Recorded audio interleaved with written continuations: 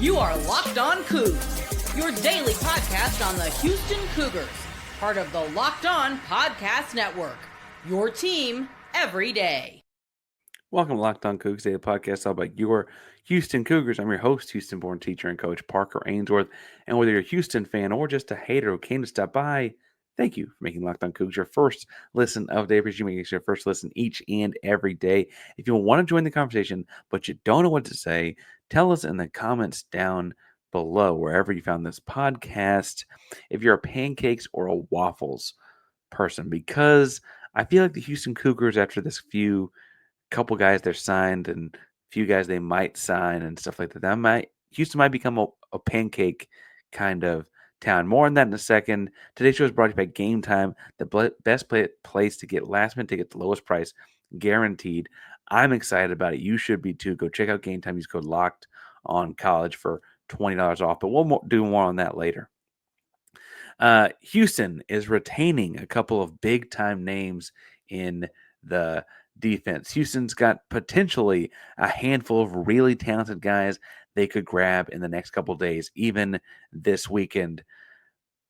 But before we get to all that, Houston, in the wake of signing Connor Weigman, is adding to the position group that probably needed the most help. Houston and Willie Fritz and Slade Nagel and Amanya Gavi add a couple of big-time, literally and figuratively, offensive linemen on Thursday. By midday, frankly, they had been linked to both guys as having signed. I guess the graphics came out, one of them by the afternoon. It is no accident that both Jason Brooks Jr. from Oklahoma State and Matthew Wykoff, I guess at this point from Cal, both commit to Houston within 18 hours of Connor Weigman signing with the Cougs. I want to start with Jason Brooks Jr. From Dobie High School, class of 2020.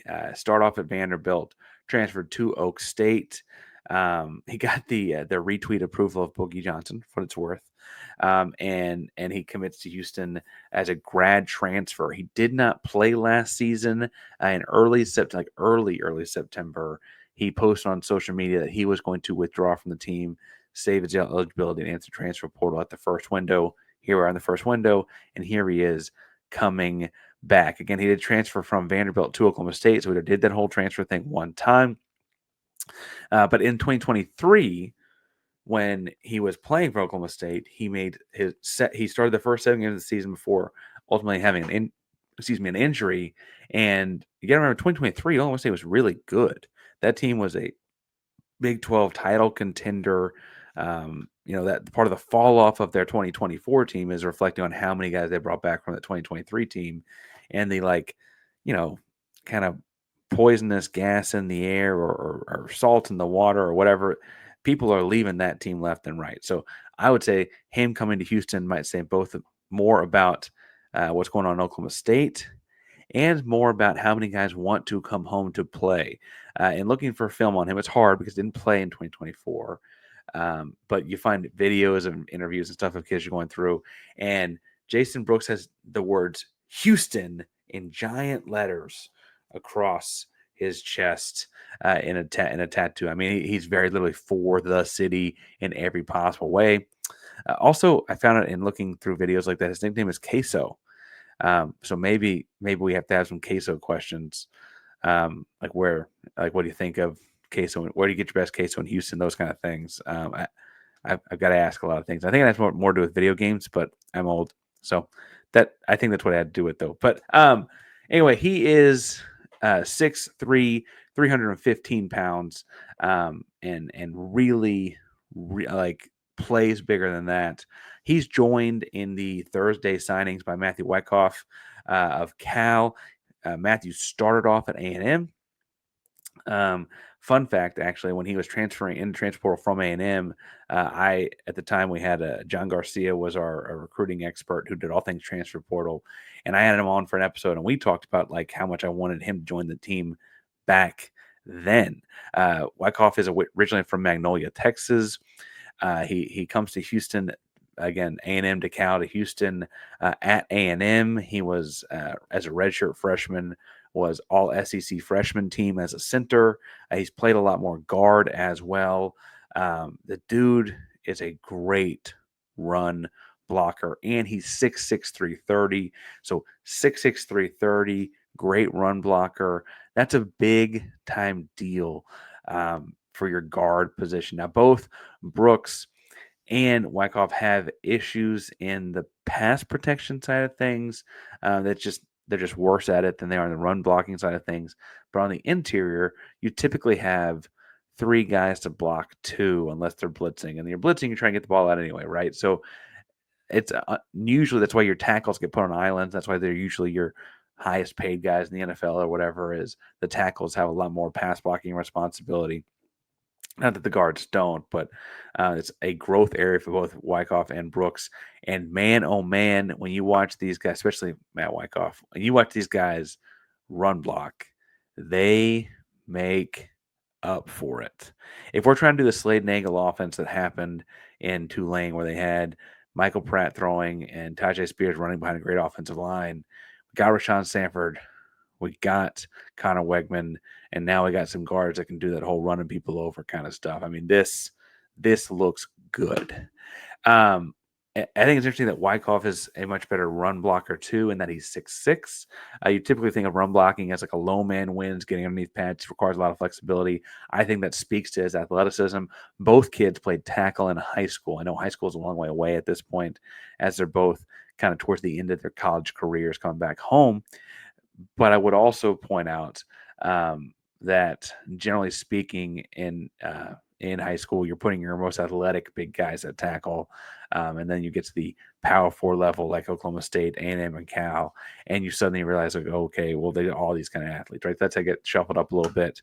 I do think, though, and I mentioned at the top of the segment, that these two guys come to Houston because Connor Weigman is signed. And I don't know that they don't. I don't know that they do if he does not. Right? I don't know that they come to Houston if Weigman does not come to Houston.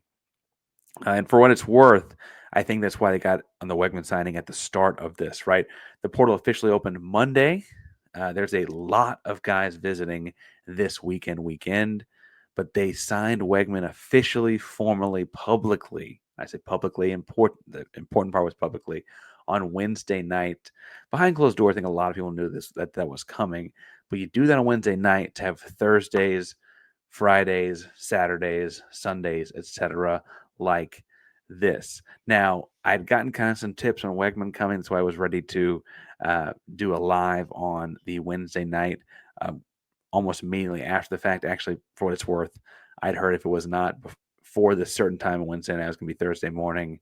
And so then when it was after that, I had to kind of scramble because like, oh, I guess it's happening Thursday morning. And like, was it going about my way? Like, oh, no, it's not. We got to go record, right? So that's why that went a little bit haywire last night. But it was a lot of fun to talk to you guys live.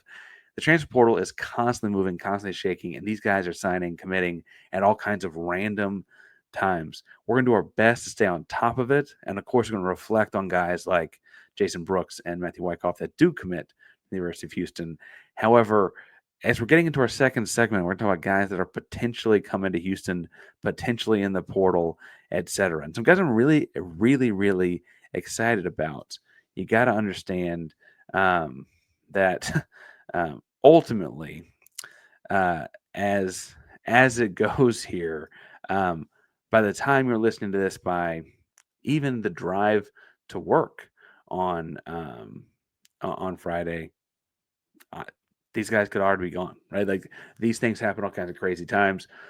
And I say that to say, if we get into the second segment, I have 4 or 5 guys I really want to keep an eye on in this transfer portal cycle to add to Jason Brooks, to add to Matthew Wykoff.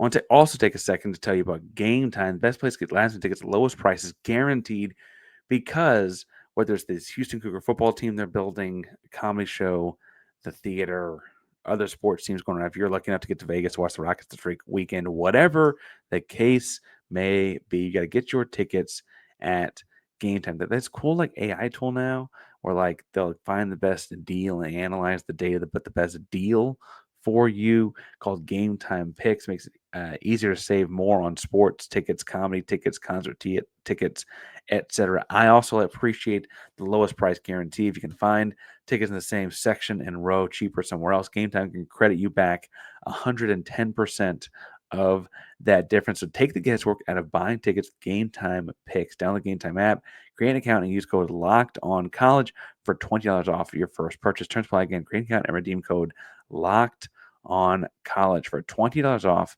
of your first purchase. Download Game Time today. What time is it? It is game time.